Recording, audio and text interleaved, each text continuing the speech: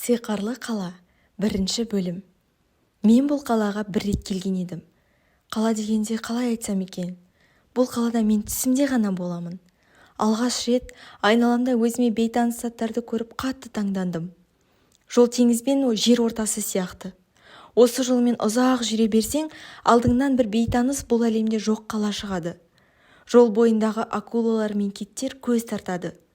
Су бетіндегі өздерінің өнерлерін көрсетіп, сан түрлі іздер қалдыруда.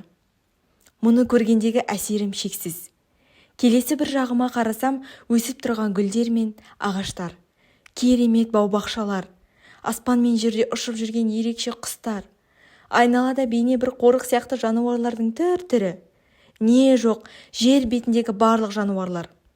Бұл жерді бір сөзбен айтып жеткізе алмаймын. Бір білерім ерекше көрініс. Ерекше естен кетпес ғажайып. Айналаға қарап тамсанудан жалықпайсың. Бір қызығы, осы қала маңында тұратын көптеген адамдар әңгіме басында айтып кеткен жер бетіндегі жоқ ерекше қалаға кіре алмайды. Ұзын түзу жол ерекше қалаға бағытталса да, қалаға әрі қарай кіру үшін адамдар арасынан таңдаулылар ғана кіреді екен. Мысалы, 1000 адамнан біреуі. Енді ойлай беріңіз, бұл қалаға кіру біраз адамның арманы болар. Осылай қалаға кіремін деп, қалаға жақындап, көпірдің жанында ойланып тұрғаным сол еді, құрбым Сабира мені оятып жіберді. Мақпал, тұр, сабаққа кешігеміз. Неге оянбай жатырсың?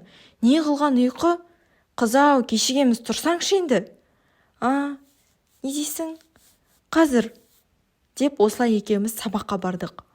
Күні бойы есімнен көрген түсім кетпеді. Сабақ біткеннен кейін кафеге бардық. Мұндағы официант жігіт менен көзін алар емес. Мен де оған жаман көзбен қарадым. Ол болса жымиып қарады. Біздің тапсырысымызды әкеліп берді. Тамақтан алып, бірден жатақханаға қарай жол тарттық. Кеш болды. Берілген тапсырмаларды орындап ұйқыға кеттік. Осылай ұйықтап жатып тағы да сол ерекше қаланы көрдім. Қала бұл жолы бұрынғысынан да әдемі, тамаша көріністе.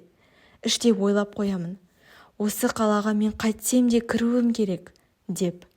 Осылай ой үстінде тұрғанда, қалаға да жетіп, әңгіме басында айтқан көпірден де өттім. Бірақ қалайша мен өттім? Ол жағы жұмбақ.